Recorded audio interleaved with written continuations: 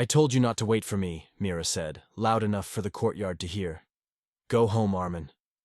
I wasn't waiting, I said. Your mother asked me to give you the folder. Ray laughed. He's always around, isn't he? I'm around because we live in the same building, I said.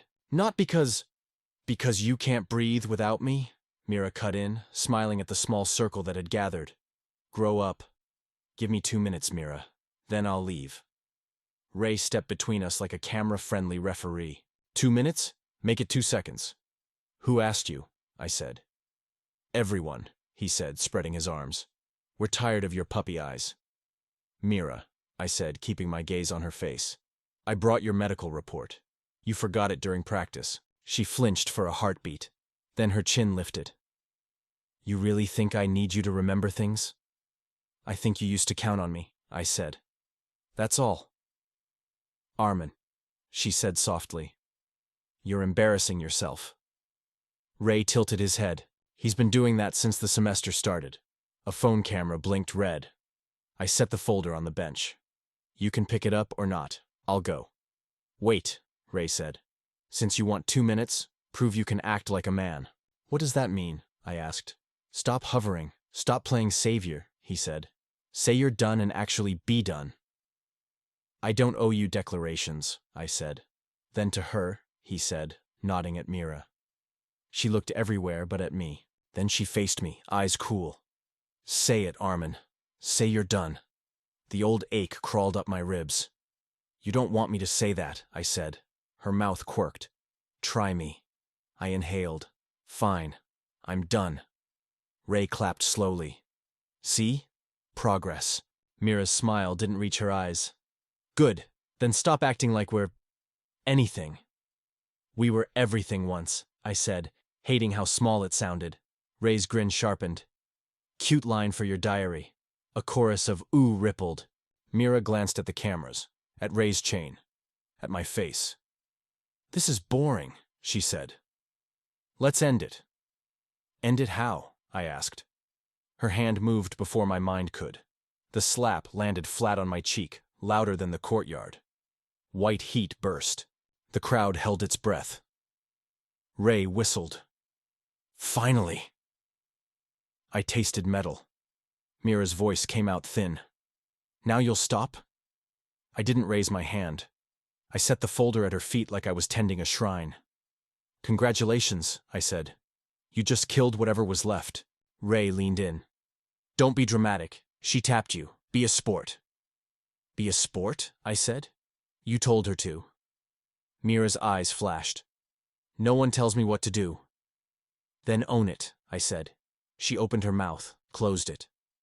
Her friends stared at the red print on my skin. Ray shrugged. He'll get over it. I won't, I said. Silence ate the chatter. Arman, she said, steady now. Don't make a scene. I laughed once. A scene? You rehearsed it. Ray lifted both palms. Relax. No, I said. You relax. I pulled out my phone. The contact with her name, Mira, sat on top. What are you doing? She asked. What you asked, I said. Ending it. I tapped block. The button went gray. Someone murmured, he actually did it. Mira blinked like I'd poured cold water on her. Are you serious? Very, I said. We're neighbors, not lifelines. Ray scoffed. Blocking changes nothing. It changes everything, I said. He stepped closer. Hit me then. Get it out. I looked at his chest, at the silver chain he loved. I don't hit props. The crowd hissed. Ray's jaw flexed. Mira's hand shook. She hid it by fixing her hair. You're being childish. Maybe, I said. But I'm done being your practice audience. A plastic cup rolled. The light cooled. Pick up your folder, I said. Your report's inside. She didn't bend. Ray nudged it. He's still useful. I'm not, I said. Not anymore. I turned, feet scuffed, phones lowered. No one stopped me. Arman, Mira said. I kept walking. Arman, she said again. Don't walk away from me. I did. Ray called after me, sugary. Run along, hero. I didn't run. I walked through the archway, past the notice board and the orange cart. My cheek throbbed with each step. At the gate, I paused.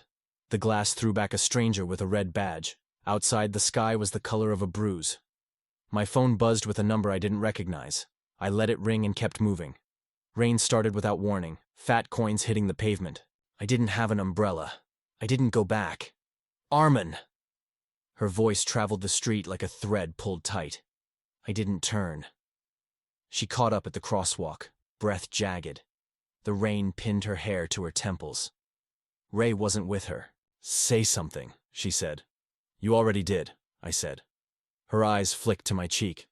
I didn't mean. Don't lie, I said. You meant it enough to perform. A car hissed by. Why are you acting like this is the end? She asked. We grew up together. Exactly, I said. You should have known better.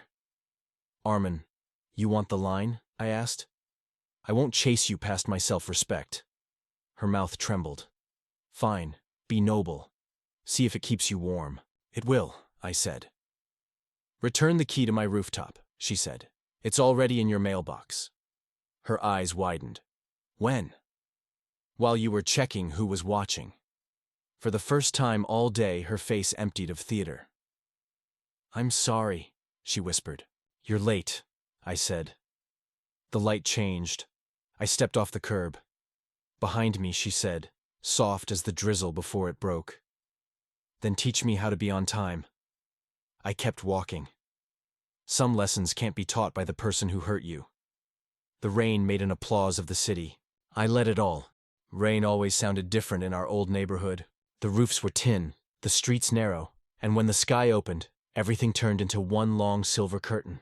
I used to sit on the step outside our building, watching paper boats crawl down the gutter, tiny captains of brown water. That's where Mira found me the first time.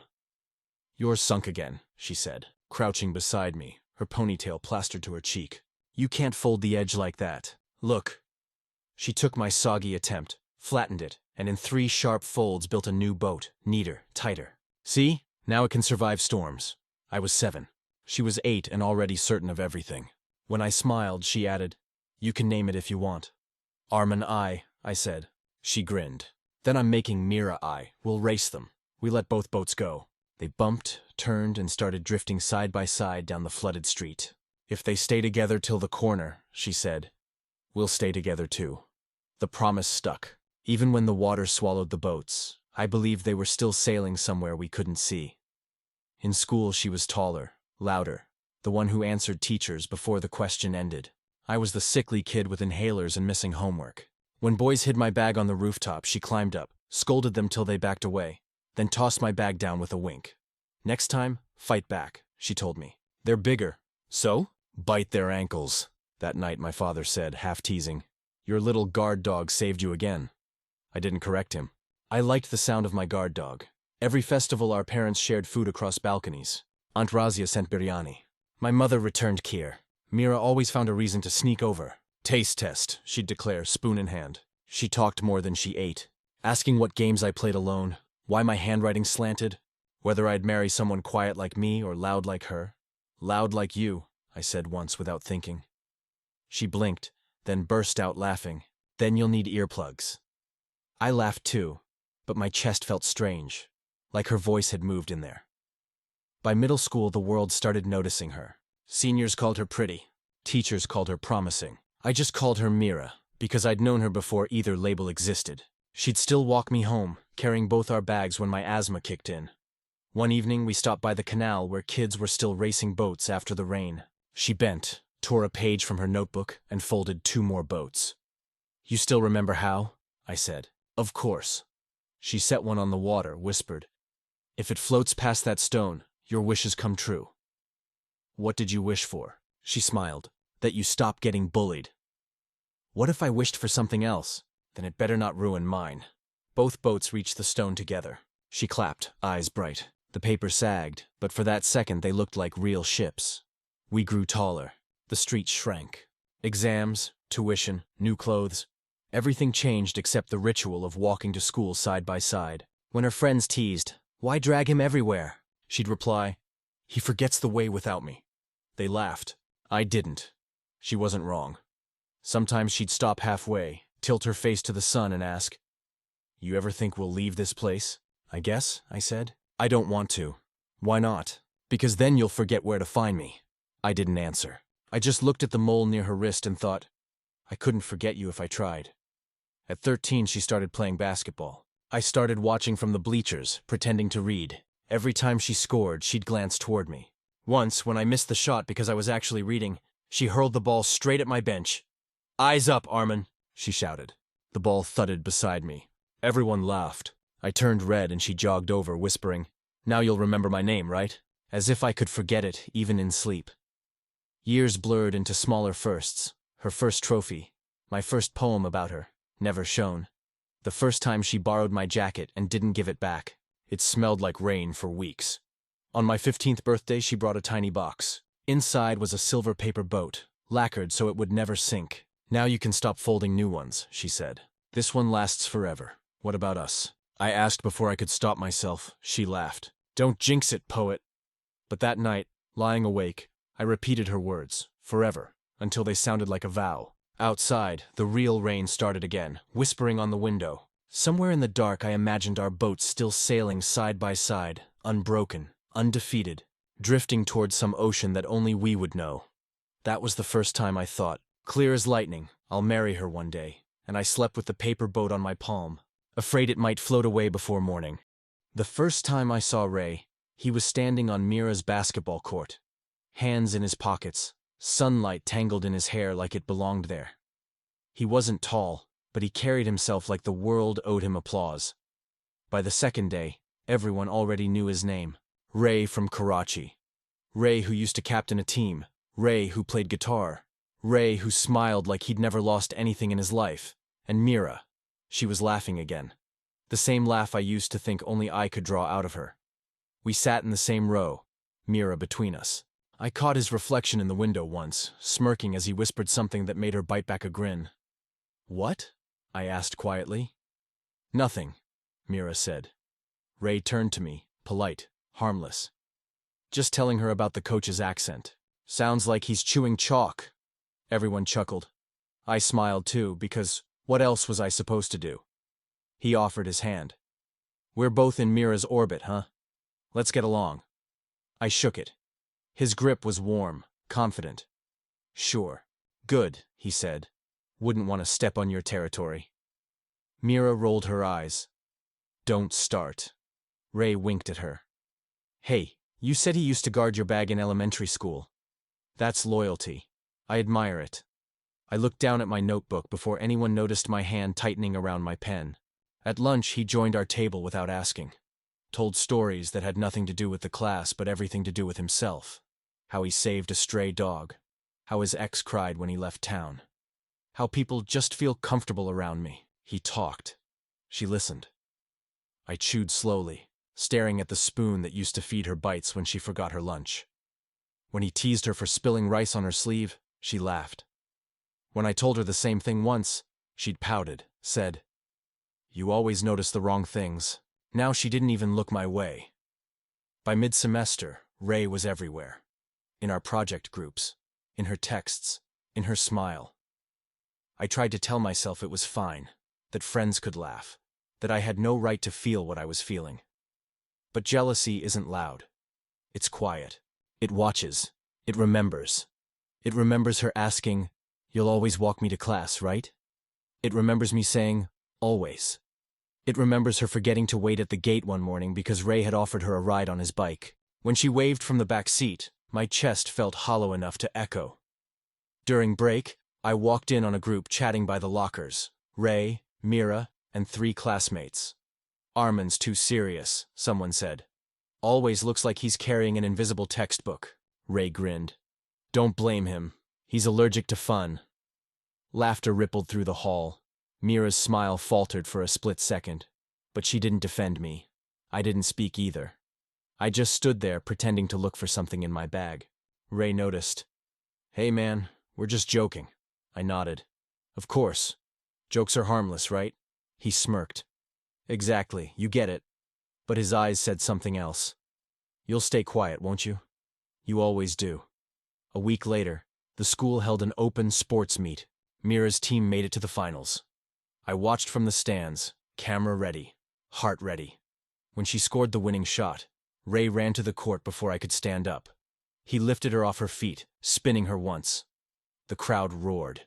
She laughed into his shoulder. My camera never clicked. Afterward, she found me sitting alone on the bleachers. "Hey," she said. "Why didn't you take pictures?" "I was watching," I said. She looked away, suddenly awkward. "Ray said you looked mad." "Did he?" "Yeah. You should talk to him." "I should?" "Don't be cold, Arman. He's a good guy." "Right," I said. "Good at what he does." She frowned. "What's that supposed to mean?" "Nothing." We sat in silence until Ray appeared again. Hair damp, grin bright. "Victory photo," he said, throwing an arm around both of us. The flash caught my forced smile perfectly. Later, he posted it with the caption, "Team Chemistry." One Friday, the teacher asked groups to present their projects. Ray volunteered for hours, even though I'd written most of it. He spoke well. Too well. Every time the class clapped, he'd glance at Mira, not the teacher. When it ended, he said, "And the research credit goes to our quiet genius, Arman." Applause. Laughter. A pat on the back that felt like a push off a cliff. Mira whispered, "Why so stiff? He complimented you." "He performed me," I said. She sighed. "You take everything too personally." Maybe she was right, but it hurt anyway. That evening, I found them under the old tree near the canteen. Ray had his guitar. She was humming along. Her foot tapped against his. My name hung half-remembered in the air. I turned to leave, but then I heard him say, "You know what's cute? The way he follows you around, like a loyal pup." She laughed. "Don't tease him." "You could train him," Ray said. "Tell him to fetch, see if he listens." "Ray? Come on. Bet he'd do anything you asked." "Not anything." "Really? Want to test it?" he said. She bit her lip, trying not to laugh. "You're awful." "I'm right," he said. "Slap him in public tomorrow, just once. Bet he still waits for you after class." She laughed then, short, surprised, real. "You're crazy." "Prove me wrong." I didn't hear the rest because I didn't need to. I walked home that night under a sky that looked too clean for what I felt inside. I used to think love was a paper boat. It could float through any storm as long as you believed. But paper burns faster than it floats, and by the next day, I'd learn exactly how fast. It was 12:47 a.m. when my phone buzzed against the desk. An unknown number. I almost ignored it. Then I saw the message pop up. "Arman, please, just pick up." Her name wasn't saved anymore, but I didn't need to see it to know. I let it ring twice before answering. "Hello?" A shaky breath. "It's me." Silence stretched like a wound reopening. "New number?" I asked flatly. "You blocked the old one," she whispered. I didn't have a choice. "Everyone has a choice, Mira," I said. "Even when they pretend they don't." She didn't argue. Just a faint sound, like she was crying but trying not to let it show. "Arman," she said finally. I read it. "What?" "Your diary." I froze. She continued before I could speak. "I found it when you left your old bag at the community center. I didn't mean to at first, but then..." I started reading, page after page. My heart thudded once, hard. "You shouldn't have." "I know." Her voice cracked. But I couldn't stop.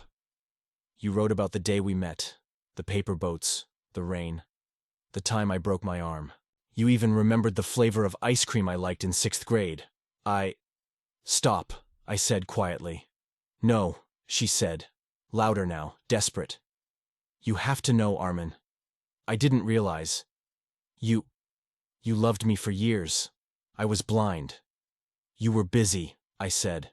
"That's not fair. It's honest." She sniffed, the sound small, pathetic, real. "I don't know what I was thinking. About Ray. About everything. You were right about him. He used me. He disappeared the moment I stood up for you." I leaned back in the chair, staring at the ceiling. "It's funny," I said. "You used to hate when people talked behind others' backs. But you didn't mind joining when it was about me." "I didn't mean those things," she whispered. "They were just jokes." "Jokes hurt too, Mira," I said. "Especially from the person who taught me how to laugh." Her breathing hitched. Arman, when I read your diary, I realized how much you saw me. Every version of me. And I never saw you at all. The room was silent except for the soft hum of the fan. I picked up the diary lying on the desk. Its brown cover was frayed at the corners, ink-stained, alive with old handwriting. I used to write in it every night. Not because I needed to, but because I believed one day she'd read it and finally understand me. I just never thought this would be how. How much did you read? I asked. All of it, she said. The part where you said you'd marry me someday. The one where you promised to never make me cry. The night after the exam when I fell, asleep on your shoulder. You wrote that it was the happiest you'd ever felt. Arman, I didn't deserve that kind of love. No, I said. You didn't. She gasped quietly, like the words cut. I don't say that to hurt you, I added. I say it because I finally see it too. I can't undo what I did, she said. But can we start over? Start over. Like everything could just rewind if you said the right words in the right order. I laughed. Soft. Bitter.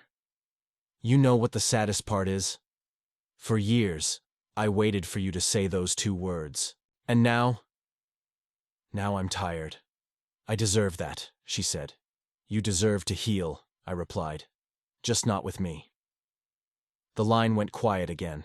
I could hear the muffled hum of the street outside her window, the same one we used to race down after school, the same one that once echoed with our laughter. Then her voice came, barely a whisper. When you wrote about the rain and the boats, you said, if they drift apart, we'll find them again someday. Do you still believe that? I stared at the half-open window, rain starting to patter softly against the glass. I believed it until the day you sank them with your own hands, I said. Don't say that, she murmured. Please don't. Why not? I asked. It's true. You didn't just slap me, Mira. You humiliated me to impress someone who never even cared about you. You threw away 10 years for 10 seconds of attention. I know, she said, voice breaking. And every second since then, I've been paying for it. Good, I said. Maybe now you understand what those seconds cost me. The thunder rolled outside, soft but certain. I can't sleep anymore, she whispered. Every night I see your face. I keep reading that diary over and over because it's the only place you still love me. I closed my eyes, let her words settle in the dark. Then stop reading it, I said. You're living in a story that already ended. She didn't answer right away. Just the sound of her breathing, slow, shallow, trembling. Finally, she asked, Do you hate me now? No, I said. I don't hate you. Then why does it feel like you do? Because forgiveness isn't a door you walk back through, I said quietly. It's a bridge that burns behind you once you cross it. The silence after that felt heavier than anything she'd ever said. I heard her inhale sharply then. What should I do with your diary? Keep it, I said. Or burn it. It doesn't matter. It matters to me, she said. It's everything you ever felt. Then remember this, I said. It's everything I used to feel. She started crying again. Soft, real, the kind of crying that has no words left inside it. When it stopped, she said, Arman, I know I'm late. But if I'd told you sooner, before Ray, before everything, would it have changed anything? I hesitated, then shook my head even though she couldn't see me. You're months late, Mira, I said quietly. The story already ended, and before she could answer, I hung up. Outside, the rain picked up, splattering against the window. I opened the diary one last time, tore out the page that said forever, and watched the ink bleed into the water. Maybe some stories don't need an ending written. Sometimes the silence after the last word is enough. The week after that call, Mira started waiting for me again. Outside the gate, under the same old tree, beside the bus stop where she used to pull my sleeve and complain about the sun. Only this time she didn't talk much. She just waited. Every morning I saw her silhouette through the crowd. Every evening, she followed me a few steps behind. No words, no excuses, just quiet. It should have made me angry. Instead, it made me tired. One afternoon, I was leaving the library when I heard her voice behind me. "Arman," she said, almost whispering. "Can we walk together?" I didn't stop. She caught up anyway. "You don't have to forgive me," she said quickly. "I just want to be near you, like before." I looked straight ahead. Like before doesn't exist anymore. "I know," she said. "But I don't know how to stop missing it." We crossed the intersection in silence. The same place where, years ago, she'd pushed me out of the way of a rushing bicycle and called me stupid for not looking both ways. Back then, I thought her scolding was love. Now, it just sounded like noise from another lifetime. Days blurred. She started bringing breakfast again, the same parathas she used to. Sometimes I'd find them sitting on my desk in class, wrapped neatly in foil, untouched until she wasn't looking. When I didn't eat them, she began to stay late outside my building, waiting until I came home. My mother asked one night, "You're really going to keep ignoring her?" I said nothing. My mother sighed. Sometimes silence hurts more than any slap. Maybe she was right, but silence was all I had left to defend myself. The transfer news came at the end of the month. My father's company was sending him abroad for a 2-year project. He asked if I wanted to stay behind with relatives. I said no. Mira found out 2 days later. I don't know how. Maybe she still talked to my mother, or maybe she was just watching too closely. That evening, she showed up at my door. Her eyes were red, her voice trembling. "So you're leaving?" "Yes. For how long?" "Maybe forever." She flinched like I'd slapped her this time. "You weren't going to tell me?" "What would it change?" I asked. "Everything," she cried. "You can't just disappear again." "I'm not disappearing," I said. "I'm moving forward."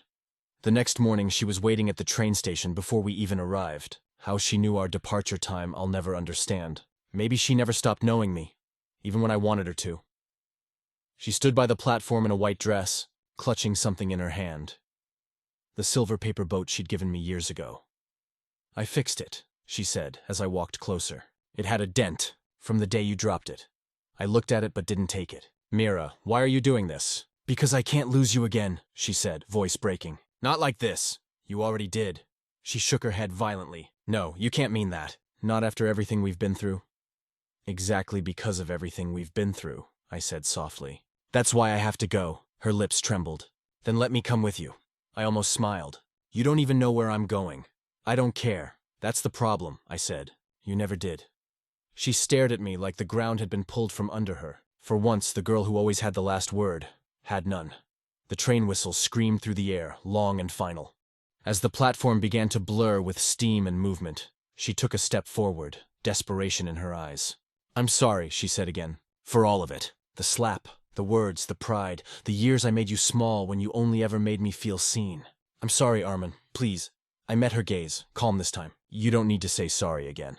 "Then what do I do?" "Live with it." Her face crumpled. "You can't mean that." "I do," I said quietly, "because forgiveness isn't forgetting. It's letting go without turning back." I turned toward the train. She grabbed my wrist. Her touch was cold, familiar, but it didn't feel like home anymore. "Don't," I said. "Please." I looked down at her hand and remembered every time she'd held mine as a kid, dragging me across puddles, laughing, scolding, pulling me into life. This time, I gently peeled her fingers away. The train doors hissed open. I stepped inside. Through the window, I saw her standing there, tiny, trembling, eyes glassy with everything unspoken. She lifted the paper boat, pressed it to her chest. I raised a hand, not in farewell but in acknowledgement, something between mercy and memory. As the train lurched forward, her figure started to shrink. First, her face disappeared behind the steam, then her outline blurred into the horizon. Only the white of her dress lingered, like a ghost of a promise that never made it through the rain. I leaned my forehead against the window, watching my own reflection overlap hers. For a second, it looked like we were standing side by side again. Two kids by a gutter, racing paper boats down a flooded street.